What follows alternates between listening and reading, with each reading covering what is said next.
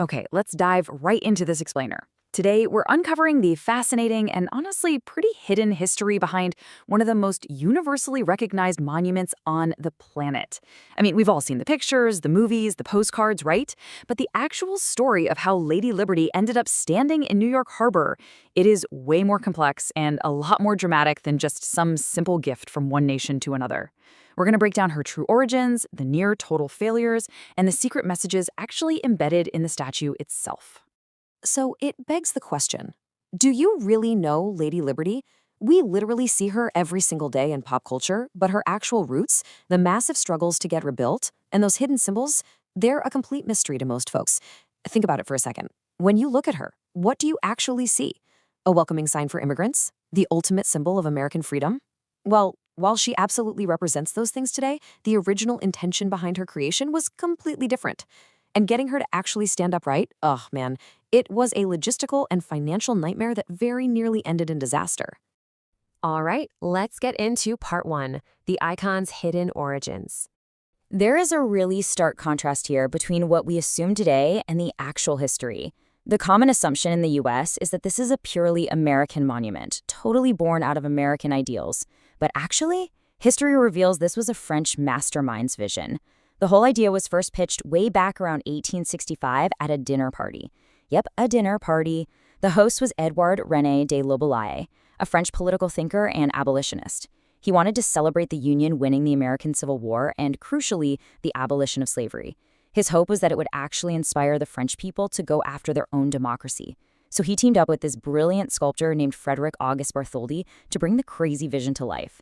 So you see, it wasn't just a friendly gift. It was a highly calculated political and ideological statement from France.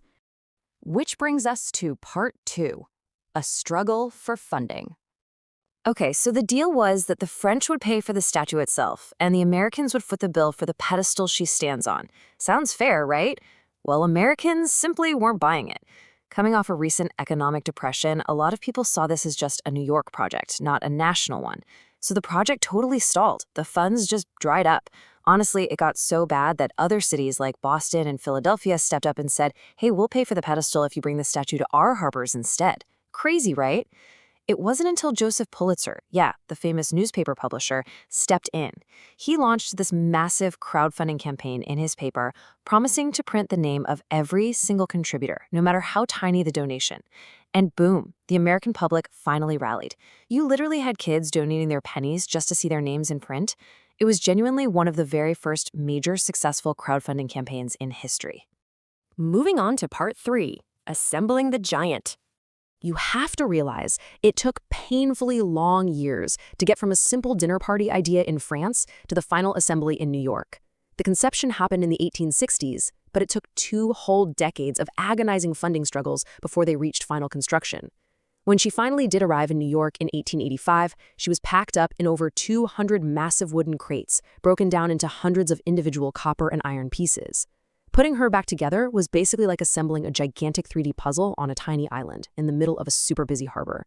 And get this, the copper skin itself, it's incredibly thin. We're talking about the thickness of just 2 pennies pressed together. Because she was so thin and so incredibly tall, they needed some serious engineering genius.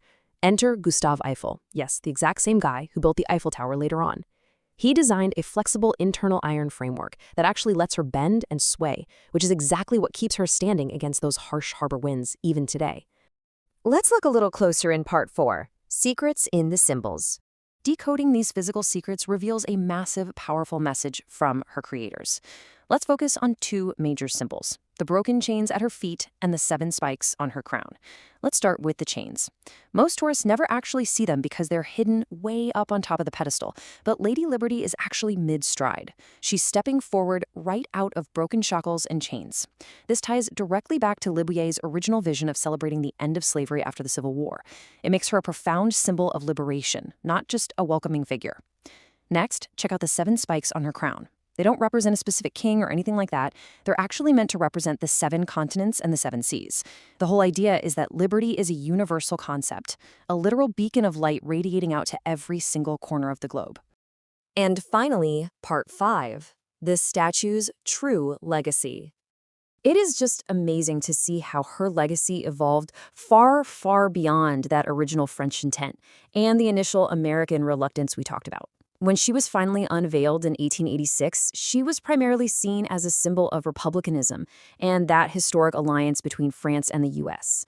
But then, as the 19th century rolled into the 20th, millions of immigrants started arriving by boat through nearby Ellis Island.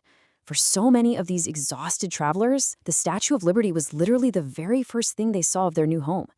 Because of that experience, and largely thanks to a famous poem by Emma Lazarus that was placed on the pedestal years later, you know the one, "Give me your tired, your poor," the statue's meaning just organically transformed. She became known as the Mother of Exiles, evolving into this global icon of hope, sanctuary, and new beginnings. As we wrap up this explainer, I want to leave you with one lingering question to chew on. What does Lady Liberty mean today? We've just seen how she went from a French political statement to a crowd-funded miracle to an international beacon of hope. Symbols are powerful precisely because they adapt, right? They mean different things to different generations. So, the next time you see her image, think about all those hidden layers of history. If you enjoyed uncovering these historical secrets with me today, make sure to hit that like button, share this explainer with a fellow history buff, and absolutely subscribe to the channel so you don't miss our future deep dives. Thanks so much for joining me, and keep questioning what you see.